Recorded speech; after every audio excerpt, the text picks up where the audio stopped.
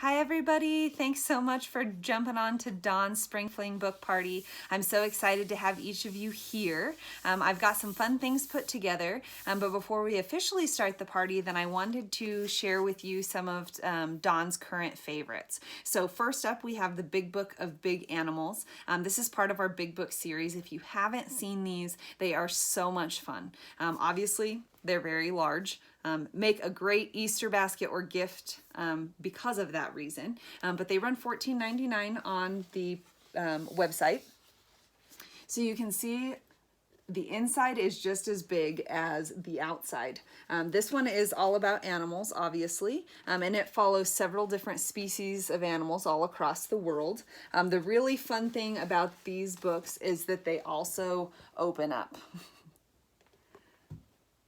So when they talk about Big Book of Big Animals, they mean really big. There's lots of fun facts that go along with each of those, but there's also lots of fun and really colorful illustrations. One thing that we really like to do in these books is go through and see how many animals we remember from the last time, and or count like the fish in the whale series.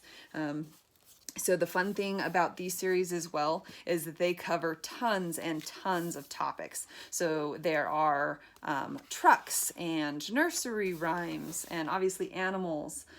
Dinosaurs is a current favorite in our home, the Big Book of Dinosaurs. So again, just a really, really fun way to kind of introduce those nonfiction books and those fact-based books versus story time to those readers. So what we've got next is the Usborne Aesop's Stories for Little Children. This is obviously a collection of fables. They are just beautifully, beautifully illustrated. There are 9 different fables in here. So it starts with the fox and the crow. Obviously, if you are familiar with that, the fox outsmarts the crow into dropping his cheese by flattering her. So this is a really, really fun way to kind of introduce the idea of morals and ethics and the difference between right and wrong, but doing so in a really fun manner. You can see if your readers are just starting to read on their own, very few pages or very few words per page, excuse me, so they can start reading those on their own. It also kind of introduces the idea of chapters or sections in a book because there are multiple stories. And then same for those that are still being read to. Still super fun illustrations and not a ton of words, so still is great for that nighttime or bedtime story time. Like I said, I think there's 10 stories in there. This runs $19.99 on the website. There are lots of others in this little children's series as well. I believe that there's a fairy tales, there's a Bible stories, so lots of great options there. These are hardback, and although the pages are not a cardstock or a board book, they're a pretty sturdy material as well. So the last of Dawn's favorites that I'm going to show here real quick are the Busy Books. So you'll see these Busy Books come with a little wind-up motorized toy right here.